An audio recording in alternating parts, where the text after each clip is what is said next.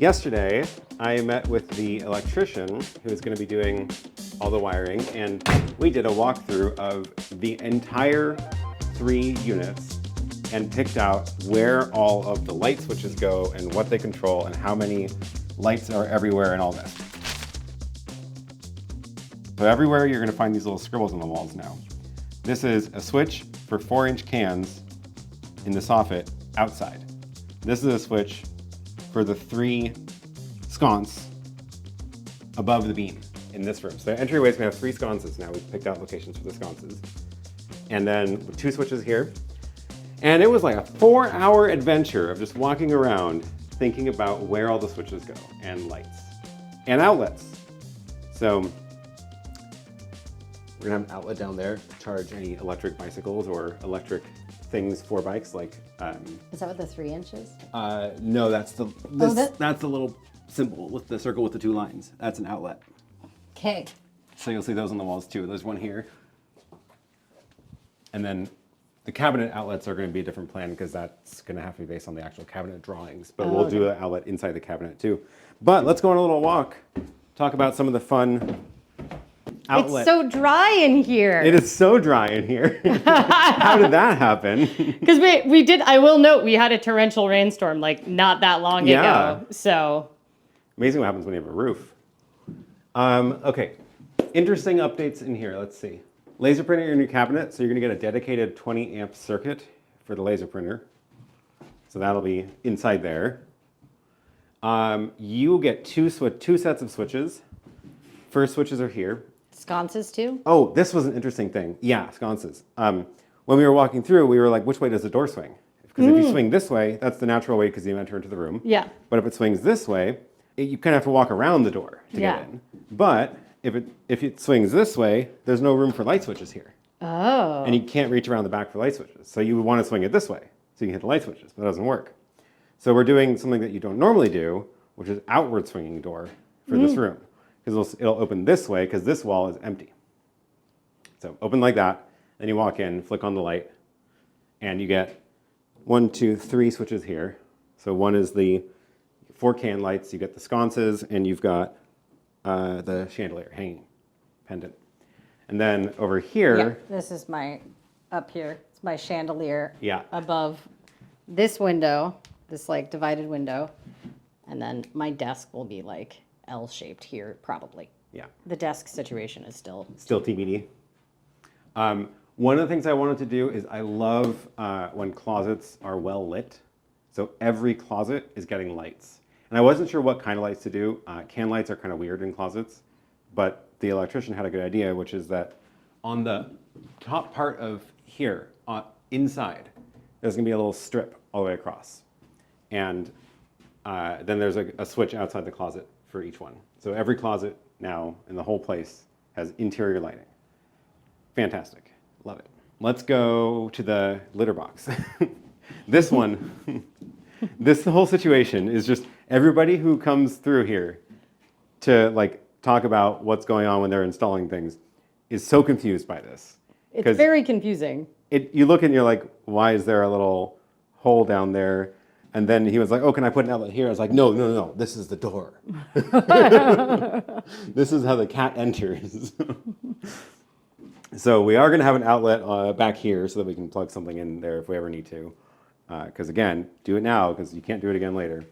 Then I was explaining how this is going to be like an office, like a standing desk. So there's going to be an outlet on the back here. There's going to be light switches in here too. Lights up here, a light down in that room, which is now the server room, but also turning into utility closet where a lot of the transformers for the other parts of the house are going to end up, like transformers for the LED lighting upstairs. It's all going to live in there. Not entirely related to the electrical system, but this is the plumbing for the sink that's going to go here. And you know how we're going to have so the litter box is going to pull out from a drawer, which means we can't have like a cabinet here. So we're going to do a floating sink that lands here with some drawers in it. Floating sink, normally you would put the pipes inside the wall and they would come out so that you don't have them under here. I don't know why they did this. And my assumption was that it was because this is a wall between units and you need the fire separation. That the electrician was like, oh, I can punch holes and mount outlets on this wall. So why couldn't the plumber? So it may be that this was just a mistake. Oh. And we might be able to redo it and have the pipes come out of the wall so that this is all clear. But if we have to keep it here, then I'll have them build a little fake wall in front of it to box it off. So we'll see. We need to buy a mirror because we're going to wire the mirror up for anti-fog and lit mirror. But we need to know what mirror it is so we know what wiring it is so that we can get the wires in that wall. And unrelated, the design vision for this bathroom, which is going to not have that big of a shower pan in it. It's going to stand in the shower pan so people can see just how large that is in context. It's very large. It is very large. Relative to the room. But this room is going to be like kind of Victorian powder room, but weirder vibes. This is the vision for this room. There's your design insert for the episode. Is there anything under there for the servers? Yeah, so the servers are getting their own 20 amp circuit also. They also get their own sprinkler. That's what the orange pipe is. They've been running the sprinkler pipes now. So all these little all the orange pipes are the sprinkler pipes. So there's its own can light with its own switch back here and its own 20 amp circuit for the servers, and then another regular 12 amp circuit that's tied to the rest of the rooms. I guess let's go head upstairs. So lighting for the stairs. This was an interesting one, actually. Thinking about how you light stairs, because you need light. You need to see the steps, and you can't have too many shadows. So we ended up we're going to do a sconce on the wall, because the problem with doing a can light in the ceiling is that It's too far. It's too far, and it doesn't hit the top of the stairs, really. So a wall light will shine enough light everywhere to make it work. There will be a can down there on that side. And then there's strip lighting in the stairs, is that true? Yeah, so the can light, the sconces and for this stairwell are on one switch, and then for the next run of stairs they're on a separate switch, because you don't want to turn everything on all at once. But yeah, we're also going to do stair lighting in the treads, and once the railing gets built, inside the vertical slats, right? And that's all going to be, I was trying to describe the vision for this and combine that with what is like a realistic thing you can buy and install. And it doesn't cost $1 million. And it's tricky. We're not totally sure how that's going to play out yet. But I did say, like, I want lights on each tread, which means we need to do the wiring for that at the very least right now. There is strips that you can get where you like basically route out a channel under the underside of the tread, the little part that sticks out, and route a channel there, put the LED there, cover it up, as long as there's power. So then I need to find the controller for it, because I would love for each step to be able to be lit individually so that you can do animations and stuff, but we'll get there eventually. Gotta get the wires in first. All right, to the third floor. To the third floor. Now this is where things get a little bit complicated. Okay, you come up the stairs, and you need to turn on the lights for the kitchen. Where are the switches? So here we're going to do three switches for this area, dining room. The wet bar area has its own switches over here because there's not enough room for more than 3 here. So we had to move to do another switch bank over here. And then this is where it's a little bit messy, because ideally you would have switches right here. But physically there's a block of wood here. So we need to, this is too low because the counter lands here. So this is where you want the switches. So I need to ask, is this beam important?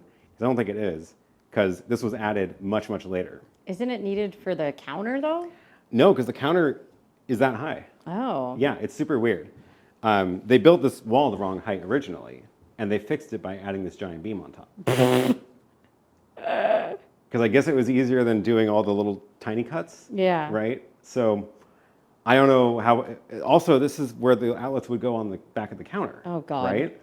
So I need to have a chat about this soon. But ideally, we can put the switches here, and this would be for the kitchen and for the stairs going up.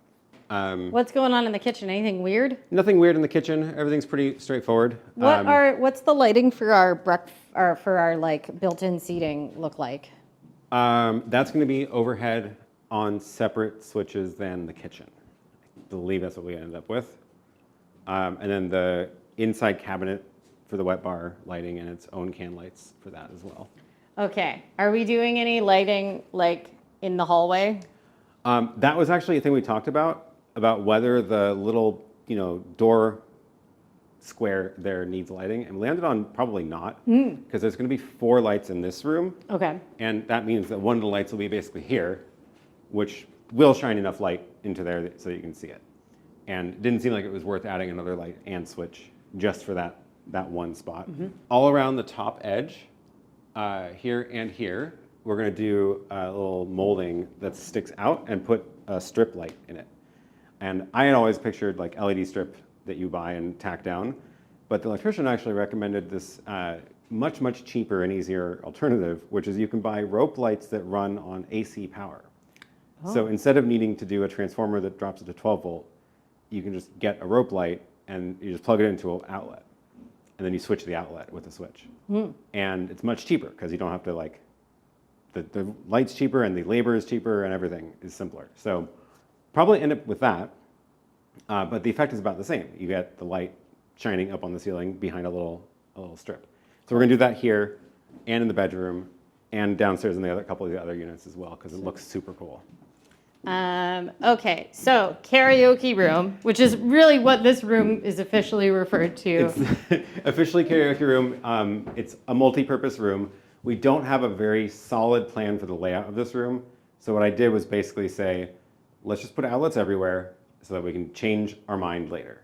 So this is like way more than you would ever do. There's 2 outlets on that wall, 3 on this wall, which is only like a 8-foot wall, 10-foot wall. What's the marginal cost of adding an outlet? $15. I asked this when at the very beginning of this whole conversation, because I was like, okay, I'm gonna ask for way more outlets than are reasonable that you would normally do. The code says every spot along the wall has to be within 6 feet of an outlet, which means basically 12 feet apart. And in the kitchen, it's 6 feet, so it's twice that. So every 6 feet you have an outlet. I was like, that is not enough outlets. I'm going to ask you for more than that. How much does it cost to add an outlet? And he's like, oh, about $15. Okay. And Randy was like, is that including the labor and everything? And he's like, yep, that's just kind of what it comes out to. Cool. Right. I guess at the point that you're running a wire along the wall, the wire is already there. It's just a matter of whether you put a box and connect the outlet. And adding an outlet absolutely costs more than $15. Later? Right? Yeah. Yeah, because then it's a whole they have to open the wall drywall patch job. Yeah. So if you do the math, about every 12 feet, you end up with like 3 outlets in this room or something. It's like barely any, right?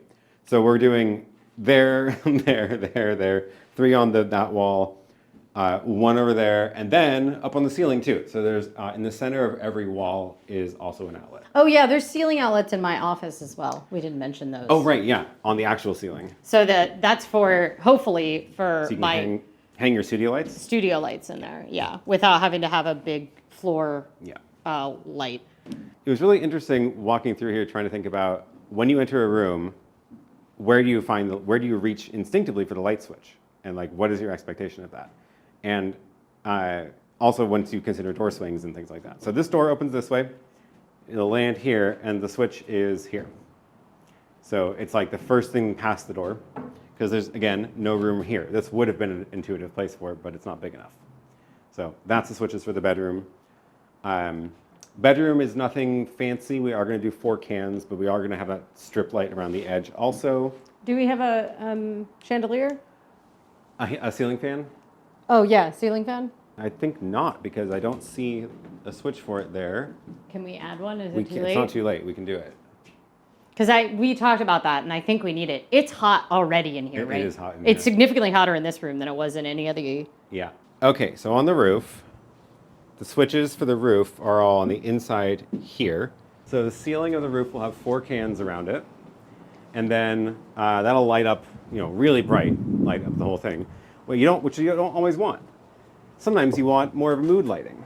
So for the mood lighting, we're going to do what the electrician suggested was actually putting a switched outlet in the corner, and then we're able to just hang our own string lights from that outlet.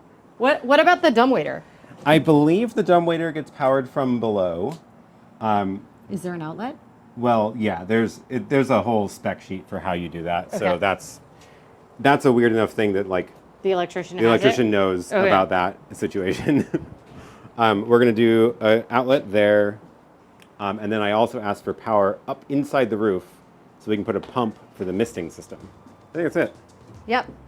Yeah, it was an interesting exercise to think about how are we going to use the space. And how long did it take you to do this? 4 full hours. 4-hour walkthrough. And that's after like 5 hours of doing the electrical plan ahead of meeting with them. Right. Yeah, I spent quite a while. Which is a live sketching it stream out. on this channel Yep. if you want to watch it. And Well, that includes the rentals too. So the other 2 units. so we have to go because this battery is going to run out. And also we have a plan to try to hang out on this roof because it's a nice day. So until next time, Don't build a triplex. bye.